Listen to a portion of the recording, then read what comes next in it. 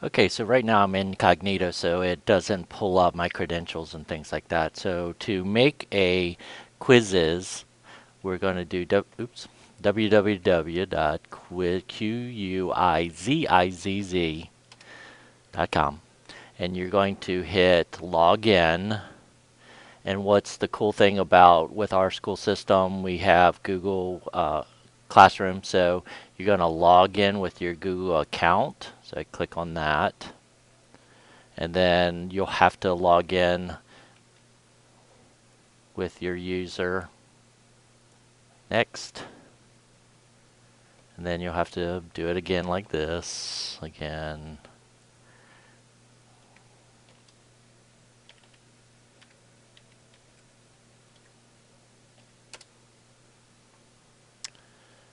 And it logs you in. So I've already set up my username and things like that, so that's the way it's showing up. But anyway, let me get it out of incognito and go to my original one. So this is the way it looks right here. So these are my quizzes. I do have some quizzes that I have made before. This is your create button. This is where you get all your reports. And if you want to make your own memes, which I tried a few and they were pretty funny, but most often I don't do the memes because I think it kind of distracts. Again, yes, I know I'm not any fun. But anyway, you can make your own memes and things like that. That's kind of cool to personalize it for your students. So anyway, let's create a quizzes. So create. You're going to click on that. It comes to this window. Think about how you want to name it because that's very important. If you just say math quiz 1, what is that really? So you want to think about it exactly how you're going to do it, how you're going to search it, things like that. Again, it's preference, but again, you might want to think about how you're going to do that. So anyway, I'm going to put addition, math, and say, you were doing block 1. It really wouldn't be by block. So let's just do addition, math, and that's good enough. You're going to say that we are English, so that's going to keep here. You can do it private or public. I always do it private until I finish it, and then you can always change it. If you want to import an image, you can. You don't have to have it. If you want to import something from a file, you can do that also. So anyway, let's just do it simple addition, math, or math addition, whichever. All right, so it says, do you know you can add questions? You can search for questions, but I'm going to make my own. So anyway, close. Now, here's a few things you can do. You can edit the quiz information. So if I want to go back and edit this again, you can always go back and do that. Here's where I add new questions. Here's my fonts. You can import a picture if you want to. But a couple major things that you need to do, you need to always change or set your time. I always set it for 15 minutes because I know the students, as soon as they finish, they're going to move to the next one quickly. So, but I also don't want them to get blocked out. I forgot to do this a few times, and if you set it for like 5 seconds and they don't finish, it counts the problem wrong. You don't want that, so I usually set for 15 minutes. You can add an image into this that it'll put right there. So if you do, you just click add image and you grab it and drop it right in here. Again, that's a good option, especially if you want to snip a piece of a test and put in here, and then that appears as the question. So you don't have to type anything in here. You can just put in part of a test right in here and then give the options of the answers. But anyway, I'm just going to write it. So, question, and since it's math, I'm just going to do 2 plus 2 equals.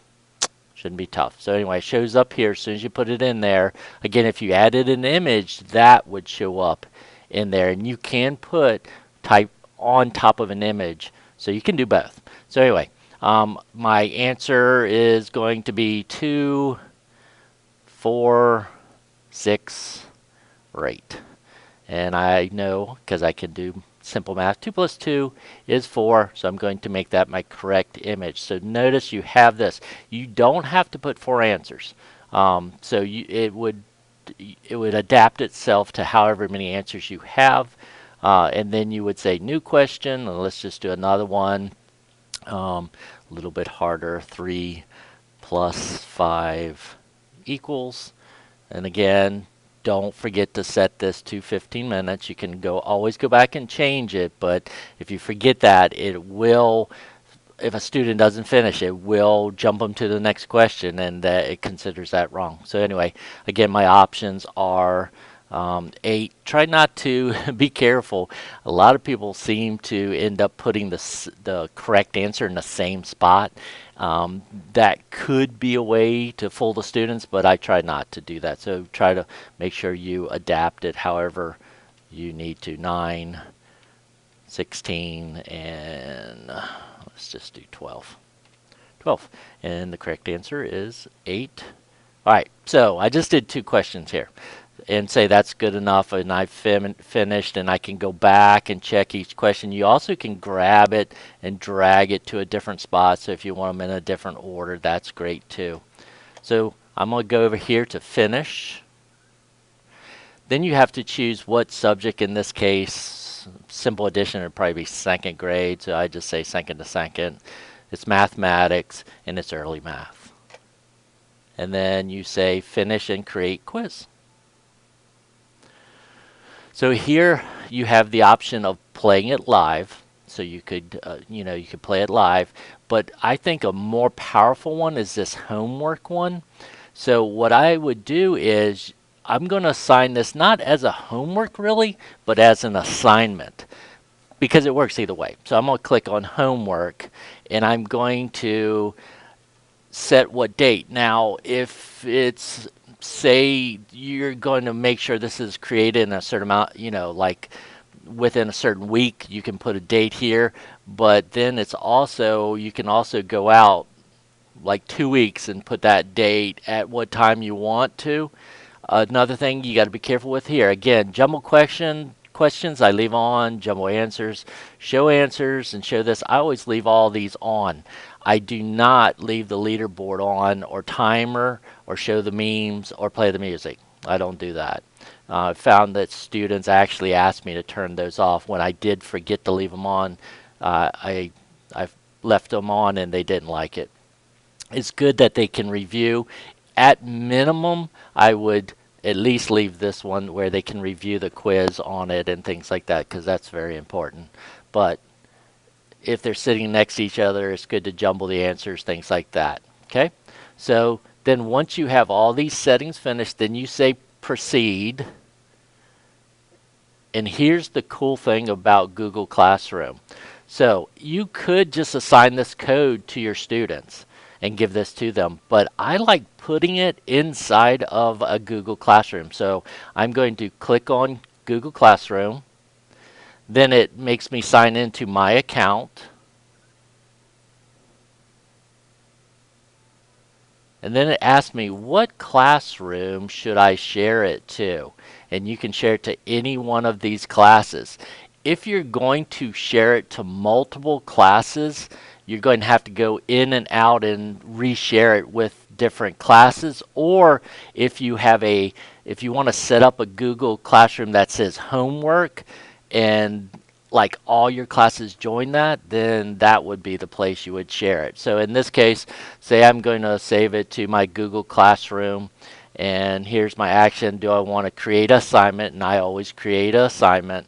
And then you say go, and once you do that, it actually inside of that classroom makes an assignment, which is really cool.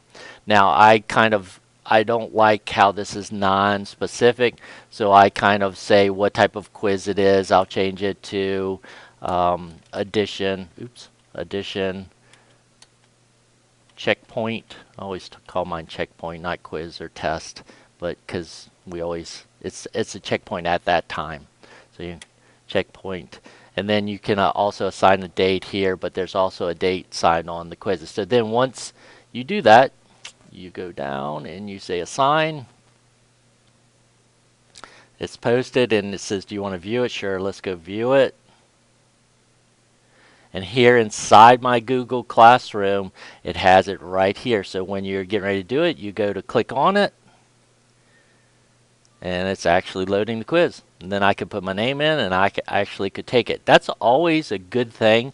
If you assign something, you should take it as a student, because if you take it as a student, you find out if you made an error.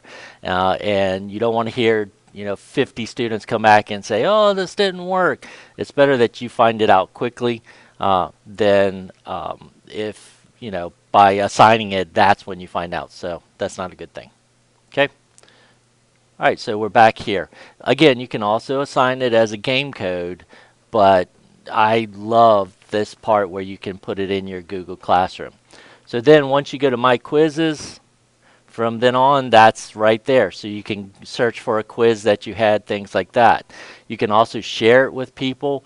If somebody does share one with you, make sure you make a duplicate of it, because if you don't duplicate it, your answers will go on theirs. All right, so once people take this test, then you would go, for this test, you would go to My Reports. And of course, I'm not going to have any reports right now, but this would be where you would view your reports on there. Sorry. See, I have no completed ones, but this is where you would view your reports. Okay? Hopefully that shows you how to set up a Quizizz.